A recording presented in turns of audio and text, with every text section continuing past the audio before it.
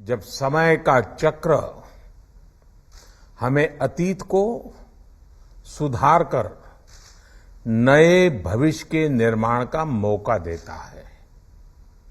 आज सौभाग्य से हमारे सामने एक ऐसा ही क्षण है। दशकों पहले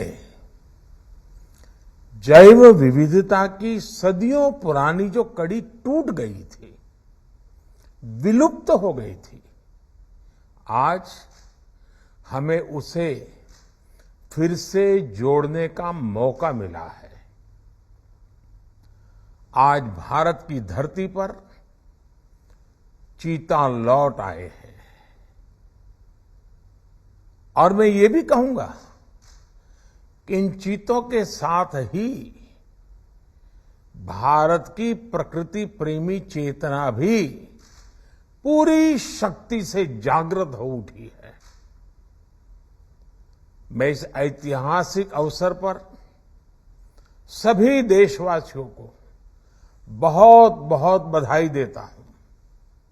विशेष रूप से मैं हमारे मित्र देश नामीबिया और वहां की सरकार का भी धन्यवाद करता हूं, जिनके सहयोग से दशकों बाद चीते भारत की धरती पर वापस लौटे हैं। मुझे विश्वास है ये चीते न केवल प्रकृति के प्रति हमारी जिम्मेदारियों का बोध कराएंगे, बल्कि हमारे मानवीय मूल्यों और परंपराओं से भी अवगत कराएंगे। साथियों, जब हम अपनी जड़ों से दूर होते हैं तो बहुत कुछ खो बैठते हैं। इसलिए ही आजादी के इस अमृत काल में हमने अपनी विरासत पर गर्व और गुलामी की मानसिकता से मुक्ति जैसे पंच प्राणों के महत्व को दोहराया है। पिछली सदियों में हमने वो समय भी देखा है जब प्रकृति के दोहन को शक्ति प्रदर्शन और आधुनिकता का प्रतीक मान लिया गया था। 1947 में जब देश में केवल आखिरी 3 चीते बचे थे तो उनका भी साल के जंगलों में निष्ठुरता व गैर जिम्मेदारी से शिकार कर लिया गया।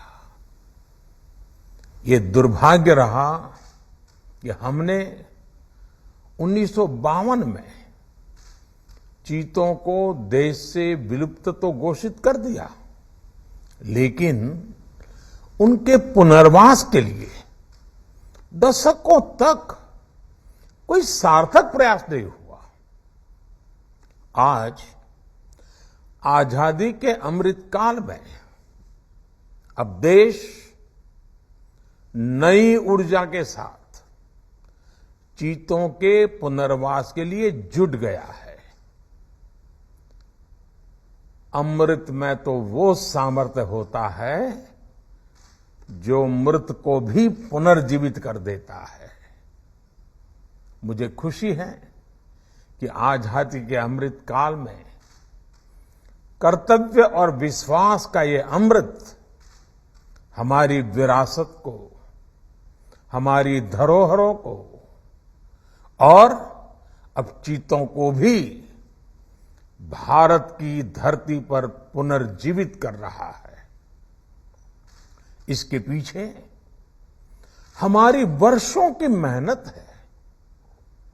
एक ऐसा कार्य राजनीतिक दृष्टि से जिसे कोई महत्व नहीं देता, उसके पीछे भी हमने भरपूर ऊर्जा लगाई।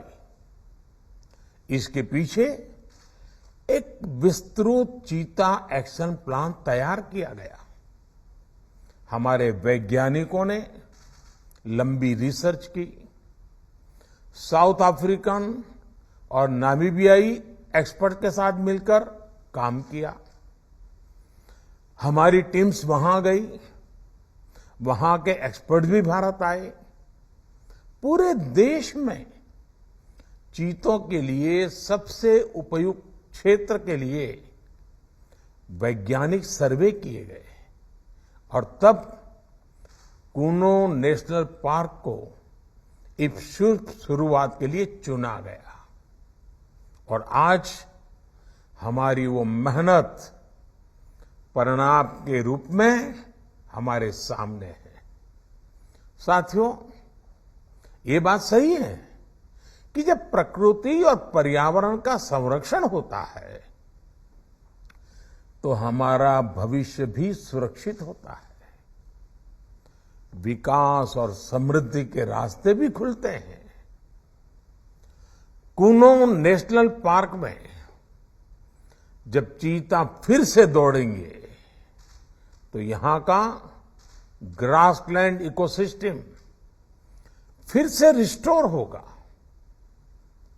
बायोडायवर्सिटी और बढ़ेगी। आने वाले दिनों में यहां इको टूरिज्म भी बढ़ेगा, यहां विकास की नई संभावनाएं जन्म लेगी, रोजगार के अवसर बढ़ेंगे। लेकिन साथियों, मैं आज आपसे सभी देशवासियों से एक आग्रह भी करना चाहता हूं।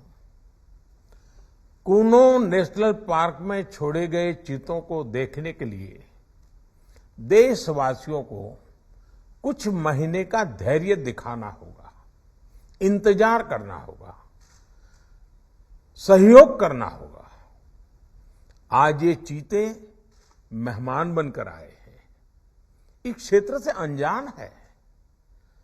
कूनो नेशनल पार्क को ये चीते अपना घर बना पाए, इसके लिए हमें इन चीतों को भी कुछ महीने का समय देना होगा। अंतर्राष्ट्रीय गाइडलाइंस पर चलते हुए भारत इन चीतों को बसाने की पूरी कोशिश कर रहा है। हमें अपने प्रयासों को विफल नहीं होने देना है। साथियों, दुनिया आज जब प्रकृति और पर्यावरण की ओर देखती है तो सस्टेनेबल डेवलपमेंट की बात करती है, लेकिन प्रकृति और पर्यावरण, पशु और पक्षी भारत के लिए एक केवल सस्टेनेबिलिटी और सिक्योरिटी के विषय ही सिर्फ है, ऐसा नहीं है। हमारे लिए ये हमारी सेंसिबिलिटी और स्पिरिचुअलिटी का भी आधार है। हम वो लोग हैं जिनका सांस्कृतिक अस्तित्व सर्वम खल्विदम ब्रह्म इस मंत्र पर टिका हुआ है। अर्थात संसार में पशु, पक्षी, पेड़, पौधे, जड़, चेतन जो कुछ भी है वो ईश्वर का ही स्वरूप है, हमारा अपना ही विस्तार है। हम वो लोग हैं जो कहते हैं परम परोपकारार्थम यो जीवति सह जीवति, अर्थात खुद के फायदे को ध्यान में रख करके जीना वास्तविक जीवन नहीं है। वास्तविक जीवन वो जीता है जो परोपकार के लिए जीता है। इसलिए हम जब खुद भोजन करते हैं उसके पहले पशु पक्षियों के लिए अन्न निकालते हैं।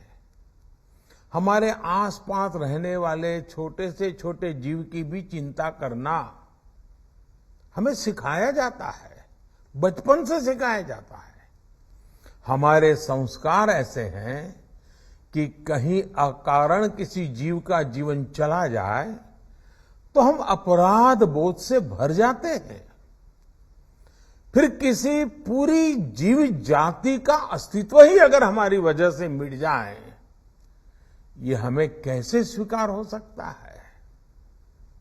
आप सोचिए, हमारे यहां कितने ही बच्चों को ये पता तक नहीं होता है कि जिस चीता के बारे में सुनकर वो बड़े हो रहे हैं, वो उनके देश से पिछली शताब्दी में ही लुप्त हो चुके हैं। आज अफ्रीका के कुछ देशों में और ईरान में चीता पाए जाते हैं, लेकिन भारत का नाम उस लिस्ट से बहुत पहले हटा दिया गया था। आने वाले वर्षों में बच्चों को इस विडंबना से नहीं गुजरना पड़ेगा। मुझे विश्वास है वो चीता को अपने ही देश में कूनो नेशनल पार्क में दौड़ता देख पाएंगे। चीता के जरिए आज हमारे जंगल और जीवन, उसका एक बड़ा शून्य भर रहा है। साथियों, आज 21वीं सदी का भारत पूरी दुनिया को संदेश दे रहा है कि इकोनॉमी और इकोलॉजी कोई विरोधाभासी क्षेत्र नहीं है। पर्यावरण की रक्षा के साथ ही देश की प्रगति भी हो सकती है। ये भारत ने दुनिया को करके दिखाया है। आज एक और हम विश्व की तेजी से बढ़ती अर्थव्यवस्था में शामिल है, तो साथ ही देश के वन क्षेत्रों का विस्तार भी तेजी से हो रहा है। साथियों, 2014 में हमारी सरकार बनने के बाद से देश में करीब करीब 250 नए संरक्षित क्षेत्र जोड़े गए हैं। हमारे यहां एशियाई शेरों की संख्या में भी बड़ा इजाफा हुआ है। आज गुजरात देश में एशियाई शेरों का बड़ा क्षेत्र बनकर उभरा है। इसके पीछे दशकों की मेहनत, रिसर्च बेस्ड पॉलिसीज और जन भागीदारी की बड़ी भूमिका है। मुझे याद है, हमने गुजरात में एक संकल्प लिया था, हम जंगली जीवों के लिए सम्मान बढ़ाएंगे और संघर्ष घटाएंगे। आज उस सोच का प्रभाव परिणाम के रूप में हमारे सामने है। देश में भी टाइगर्स की संख्या को दोगुना करने का जो लक्ष्य तय किया गया था, हमने उसे समय से पहले हासिल किया है। असम में एक समय एक सींग वाले गैंडों का अस्तित्व खतरे में पड़ने लगा था, लेकिन आज उनकी भी संख्या में वृद्धि हुई है। हाथियों की संख्या भी पिछले वर्षों में बढ़कर 30,000 से ज्यादा हो गई है। भाई और बहनों, देश में प्रकृति और पर्यावरण के दृष्टिकोण से जो एक और बड़ा काम हुआ है, वो है वेटलैंड का विस्तार। भारत ही नहीं, पूरी दुनिया में करोड़ों लोगों का जीवन और उनकी जरूरतें वेटलैंड इकोलॉजी पर निर्भर करती हैं। आज देश में 75 वेटलैंड्स को रामसर साइट्स के रूप में घोषित किया गया है, जिनमें 26 साइट्स पिछले 4 वर्षों में ही जोड़ी गई हैं। देश के इन प्रयासों का प्रभाव आने वाली सदियों तक दिखेगा और प्रगति के नए पथ प्रशस्त करेगा। साथियों, आज हमें वैश्विक समस्याओं को, समाधानों को और यहां तक कि अपने जीवन को भी होलिस्टिक वे में देखने की जरूरत है। इसलिए आज भारत ने विश्व के ये लाइफ LIFE लाइफ यानी लाइफस्टाइल फॉर द एनवायरमेंट जैसा जीवन मंत्र दिया है। आज इंटरनेशनल सोलर अलायंस जैसे प्रयासों के द्वारा भारत दुनिया को एक मंच दे रहा है, एक दृष्टि दे रहा है। इन प्रयासों की सफलता दुनिया की दिशा और भविष्य तय करेगी। इसलिए आज समय है कि हम ग्लोबल चुनौतियों को दुनिया की नहीं, अपनी व्यक्तिगत चुनौती भी माने।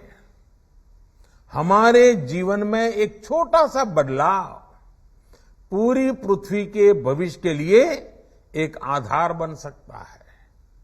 मुझे विश्वास है भारत के प्रयास और परंपराएं इस दिशा में पूरी मानवता का पथ प्रदर्शन करेगी, बेहतर विश्व के सपने को ताकत देगी। इसी विश्वास के साथ आप सभी को इस मूल्यवान समय पर, ऐतिहासिक समय पर बहुत बहुत धन्यवाद देता हूं, बहुत बहुत बधाई देता हूं।